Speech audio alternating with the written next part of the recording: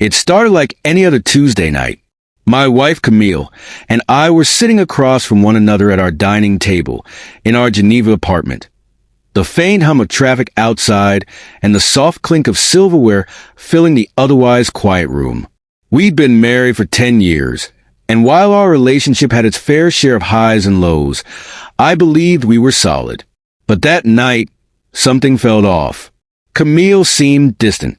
She was pushing her food around her plate without actually eating it, her usual glass of wine untouched.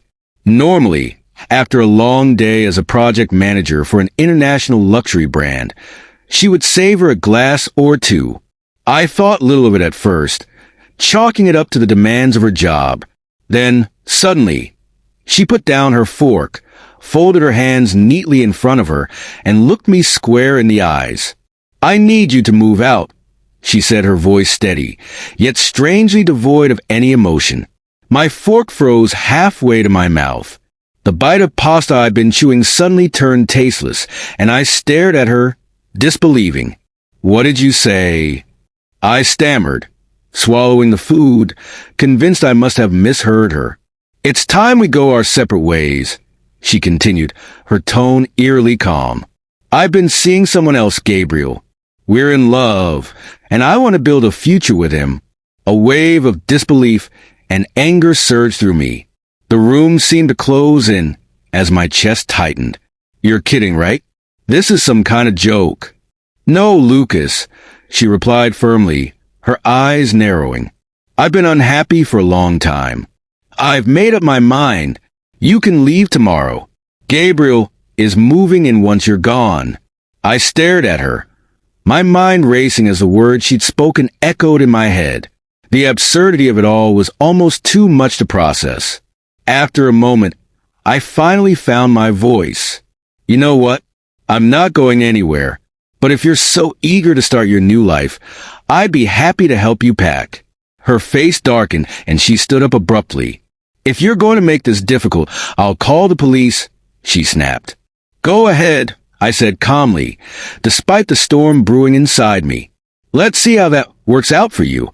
She stormed off, locking herself in the bedroom while I sat in the living room, my mind racing. I had trusted Camille, never once suspecting she was capable of such betrayal. But as I thought about it, I began to realize the signs had been there all along. The late-night meetings, the sudden increase in business trips, the way she guarded her phone like a secret treasure.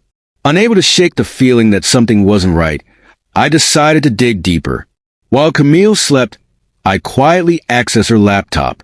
It didn't take long to find the smoking gun. Her messages with Gabriel. The evidence was undeniable. They'd been carrying on an affair for over a year, sneaking around while I worked late at the bank. Their conversations were filled with declarations of love, lust, and future plans that, until now, I had been completely oblivious to. One message in particular stood out, sending a chill through my body. "Don't worry about Lucas. He's too soft to fight back. Once he's gone, it's just you and me." The audacity of it left me breathless. They had clearly underestimated me. I wasn't soft, and I wasn't going to let them walk all over me. This wasn't over, not by a long shot. The next morning, I made coffee and sat in the living room, waiting for Camille to emerge.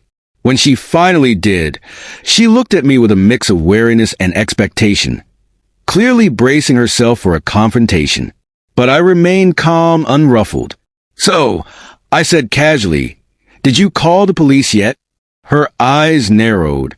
"No, but I will if you don't start packing." I smirked. "Go ahead. I'm not leaving. And if anyone should move out, it's you." Her jaw clenched, her nostrils flaring as she grabbed her phone. "Fine. You asked for this." Less than 15 minutes later, 2 police officers arrived at our apartment.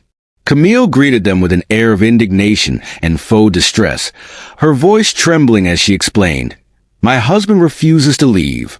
He's threatening me." I sat there unfazed, watching the scene unfold. It was clear she'd hoped to paint me as the villain, but I knew the truth.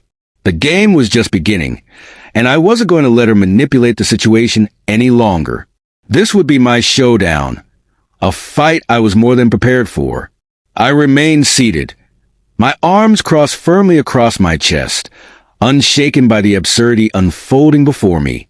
"That's a lie," I said coolly, my voice calm and controlled. "This is my home. Check the deed. It's in both our names, and I have no intention of leaving just because you want to shack up with your lover." The officers exchanged uneasy glances, clearly unsure of how to proceed. One of them cleared his throat, attempting to maintain professionalism. "We can't remove him from the property if he has legal ownership.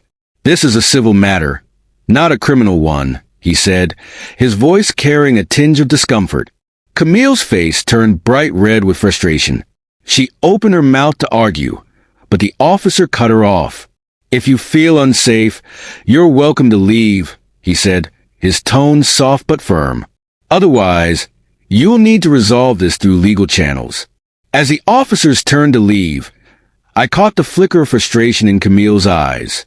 She had expected to intimidate me, to force me into submission with her drama and false accusations. But instead, I had called her bluff, and the game was on. For the next week, Camille and I coexisted under the same roof like complete strangers. The tension between us was palpable, thick enough to cut with a knife. She continued to sneak around with Gabriel, disappearing at odd hours and returning late at night, while I focused on something far more satisfying: revenge. Step 1. Securing my financial position. I consulted a lawyer who immediately advised me to freeze our joint accounts. I began documenting everything: utility bills, text messages, and any other relevant communication. I built a case that would serve me well during the inevitable divorce proceedings. Step 2. Gathering dirt on Gabriel. I hired a private investigator, who quickly uncovered that Gabriel was drowning in debt, his finances a tangled mess from a string of failed business ventures. Camille, blinded by her emotions, had failed to see that he was likely using her as a financial lifeline. Step 3. Exposing the affair. Armed with the messages and photos I'd found on Camille's laptop, I anonymously sent the evidence to her employer. Her company had a strict code of conduct, and an affair with a high-profile client like Gabriel was enough to trigger an internal investigation. Within days, Camille was placed on administrative leave. The fallout was swift and brutal. Camille's professional reputation was destroyed, and she lost her job. Gabriel's financial troubles came to light, and his creditors descended on him like vultures, demanding payment. The grand plans they had once shared for a future together quickly crumbled beneath the weight of harsh reality. Camille tried in vain to salvage what was left of her reputation and life. Her friends, who had once admired her, turned their backs. Even her family, who had always supported her unconditionally, expressed deep disappointment. It was clear that the consequences of her actions had irreparably damaged everything she held dear. One evening, she approached me in the kitchen, her eyes filled with tears. "Lucas," she said softly, her voice trembling, "I made a mistake. I shouldn't have treated you the way I did. Can we try to fix this?" I looked at her, the woman I had once loved, and felt nothing but cold indifference. All the love I had once felt was gone, replaced by the hard, bitter truth. "No, Camille," I said firmly, my voice unwavering. "Some mistakes can't be undone." The divorce was finalized a few months later. Thanks to the meticulous records I had compiled, I kept the apartment. Camille, defeated and broken, left Geneva and moved in with a relative in the countryside. As for Gabriel, as far as I knew, he had disappeared, leaving a trail of debt, broken promises, and shattered dreams in his wake. As for me, I rebuilt my life from the ground up. I poured my energy into work, reconnected with old friends, and even started dating again. The betrayal had left scars, yes, but those scars had become a reminder of my resilience, a testament to my ability to rise above even the deepest pain.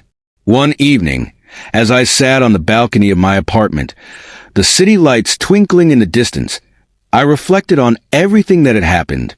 The revenge had been satisfying, yes, but it wasn't what had healed me. What had truly brought me peace was knowing that I had faced a storm and emerged stronger on the other side. Trust is fragile, I murmured to myself, my eyes tracing the skyline, but so is arrogance. With that, I raised my glass to the future, a future that was finally mine.